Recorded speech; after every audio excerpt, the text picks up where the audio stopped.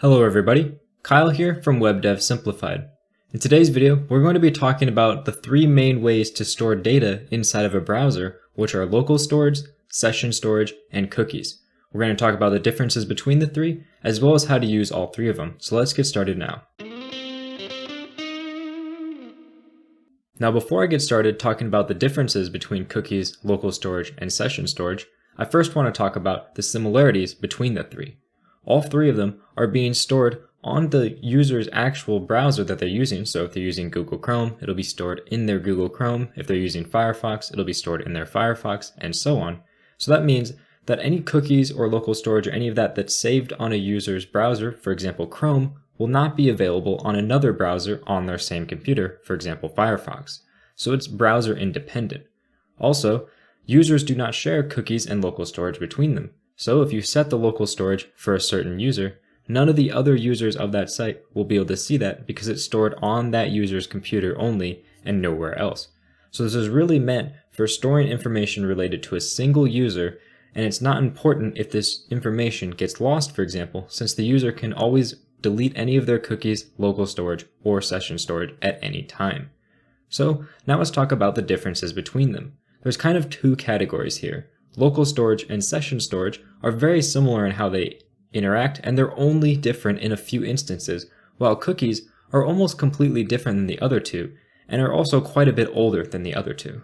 To get started, cookies can store only a much smaller amount of information. The capacity here is 4 kilobytes for most browsers, while local storage and session storage can hold 10 megabits and 5 megabits respectively.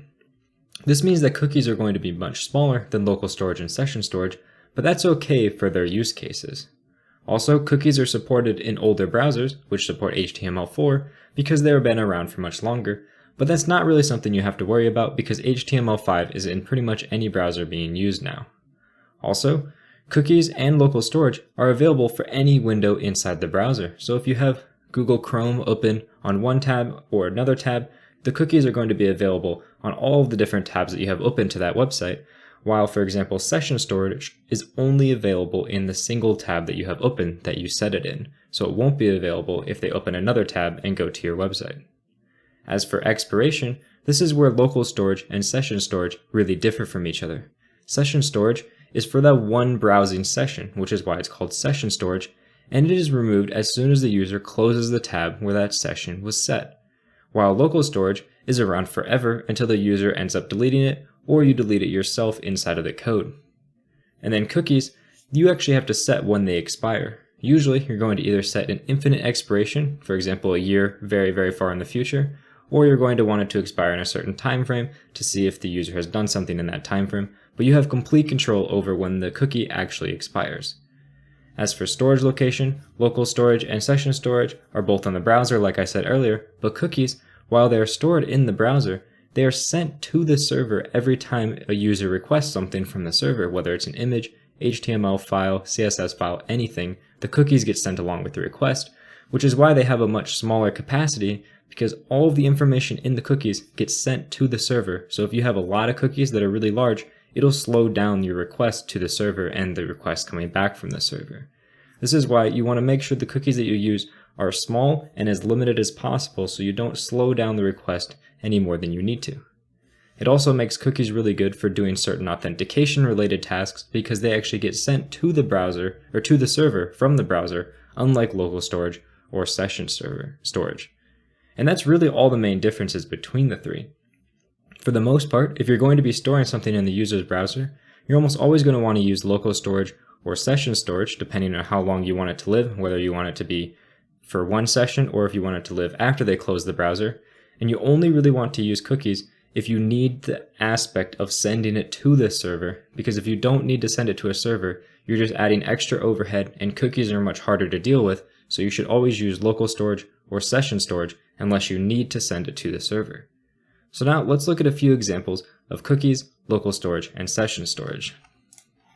Over here I have Visual Studio Code open on the left, and I just have my Chrome DevTools open on the right for the web page. So everything I type inside of my script is going to show up in the console here. For example, we could just do a log, we could just say hi, and if we save that, you see that's going to show up in our scripts over here on the log. So if we wanted to start messing around with the actual different storage mechanisms of local storage, session storage, and cookies, we need to figure out where we can view that information in Google Chrome DevTools. And right here, this application section is where all that information is going to be stored. So if you click on that, you'll see we have local storage information, session storage information, and cookies available.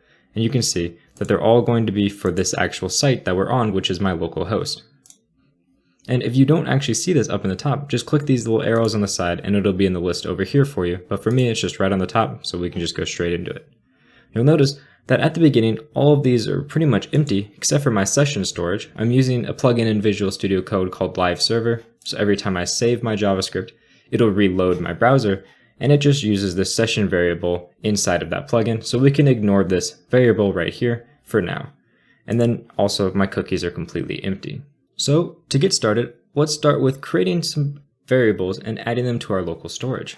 In order to do that, we need to access the local storage variable in JavaScript. Just type in local storage, and we have a few methods here that we can use. We have the get item, which will allow us to get something inside of the local storage, remove item, which will allow us to remove something, and then finally what we want, which is set item, which will allow us to set an item inside the local storage.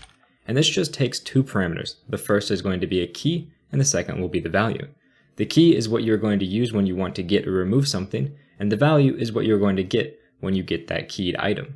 Think about this as a JavaScript object or a JSON object. You have your keys, which are before the colon, and then you have your values, which are going to come after the colon. And in this case, everything has to be a string value and a string key. So, for example, if we wanted to put a name in here, we could put our name as the key, and we could put the value of Bob, for example.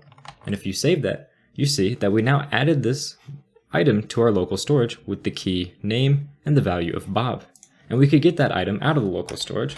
So we could just say local storage.getItem, and all we do is we pass the key that we added to the set item, which is name in our case. And to make sure this is working, we're just going to do a console.log here. And if you save that, you'll see that Bob is going to show up in our log because it's getting that value from here in our local storage. And now if we remove this line that sets that item and save it, you see that this local storage item is still in there, even though we're not resetting it every time the page refreshes. And that's because local storage, like I said, is persistent, just like session storage, but session storage would end if we closed out of the browser. So now let me remove this. So we just click clear all, and now we no longer have that item in local storage, so we can see what happens if we try to get something that doesn't exist. And as you see, we just get null being returned, saying that it couldn't find the item that we're looking for. So let's go back here, add in the code to add that name back in there so we have it, and then let's talk about how we can remove that item inside of the code. So we can just do local storage.remove item, and again, pass it the key we want to remove. And if we save that, you see that that local storage item is completely removed. Now session storage works exactly the same as local storage. All of the methods are exactly the same. So we just use the session storage object instead. And as you can see, we have our get item, remove item, and set item methods. And we're just going to quickly code something up here. We're going to do name again, and we'll just put John in here for this one. And if we save that, go to our session storage section, you'll see we have name with the value of John. Then we can try to print that out. Use that name key again. And we want to make sure that we actually log this. And if we save that, you'll see that we're getting John printed out because it's getting that from our session storage. And then lastly, we can do session storage.remove item, and we can again pass it the key that we want to get rid of. And if we save that, you'll see that our key is being removed from the session storage. And that's all there is to session storage and local storage. They're really straightforward to get working with, and you can kind of think of them as like a JSON object or a JavaScript object where you have key value pairs that you can interact with by setting them and removing them. If you wanted to update something inside of the storage, for example, if we wanted to update this name from John, all we would do is just do set item again, but we would just change what we want to set it to. So we can just set it to Bob. And now if you save that, you see it overwrites the value to be Bob. Just like if you had a JavaScript object and you set a value of something that didn't exist, it would create it. And if you set the value of something that existed, it would just overwrite it.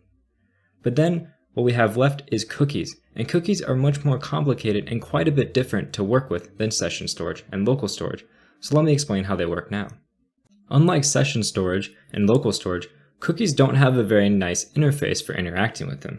The only way we have to interact with cookies is through the document.cookie object. And this object both will allow us to see all of the cookies and set new cookies. So if we wanted to create a new cookie, we would just set this value of cookie equal to the cookie we want to set. So in our case, let's say we want to set the name again, and we're going to set it equal to another name. We'll just do Kyle, for example. And if we save that and go down to our cookies, you'll see that we have a name here, value for name. We have the value of Kyle, and then a bunch of other sections here. We have the domain that it comes from, the path that it comes from. Let me expand this so we can see it all easier. So we have the domain here, which is just our local host. We have the path, which we can set when we create the cookie. In our case, it just defaults to the page that we're on. We have the expiration, and as you can see, the expiration date is far in the past. It's 1969, because we didn't actually set a date that this should expire, so it's already expired. And then this is just the size. We don't really need to worry about that. So what if we wanted to set an expiration date for our cookie?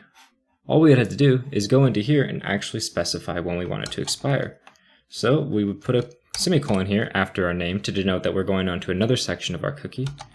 And then we just put expires, and then we just want to put the date that we want it to expire. In our case, we want this cookie to expire on January 1st, 2020. So we need to add the UTC string of January 1st, 2020 onto this expires token. And the easiest way to do that is with JavaScript dates, because they have a toUTC string method on them. So all we need to do is create a new date. We want to pass it the year that we want, 2020. We want to pass it the date and the month. So the month will be 0 here because it's 0 indexed, and the date is going to be 1. This is January 1st, 2020. And we can just say .toUTC string on this. And what this is going to do is it's going to append that UTC string onto our expires section. And now if we save that, you'll see that our expires section here, if I can expand that, it expires on January 1st, 2020, which is exactly what we want. If, for example, we wanted this token, or our cookie, to never expire, all we would need to do is just make a date that's so far in the future it'll never matter. So for example, we can just put year 9999, and if we save that, you'll see that it now expires in year 9999, which essentially means it's going to never expire. Now, we can also add other cookies by doing this exact same thing. All we have to do is just say document.cookie equals, and it'll add a new cookie instead of overwriting the old cookie. So let's just say we wanted to add another cookie. This time we're just going to say last name, and here we can just set it to Smith, and we'll also make it so it never expires. And if we save that, you'll see that we now have 2 cookies in here. Even though it looks like we're actually overwriting the cookies, this is really just adding a cookie every time we say cookie equals. And if we want to view the cookies, there's no good way to view the cookies other than viewing all of the cookie information all at once. The only way we have to view them is through the document.cookie object. So we can just say document.cookie, and if we print that out, you'll see that it prints out name equals Kyle and last name equals Smith. But there's no easy way for us to parse that other than just parsing the string itself. So I recommend, if you do need to work with cookies in any way, to use just a small library that helps manage cookies and makes them easier to use, kind of like local storage and session storage are much easier to use, rather than having to remember how to do all of this string-related syntax and how to parse the actual document.cookie string that's returned. But like I said at the beginning of this video, most of the time you're just going to be using session storage and local storage, since those are stored in the browser and not actually sent to the server, and in most cases you don't need the information sent to the servers. I hope you guys enjoyed this video and learned about the differences between session storage, cookies, and local storage, and how you can use them to store user information on their browsers. If you guys did enjoy this video, please make sure to subscribe to my channel for more videos just like this, and check out my videos over here, which are going to be more JavaScript related content. So, with that, thank you guys very much for watching this video, and have a good day.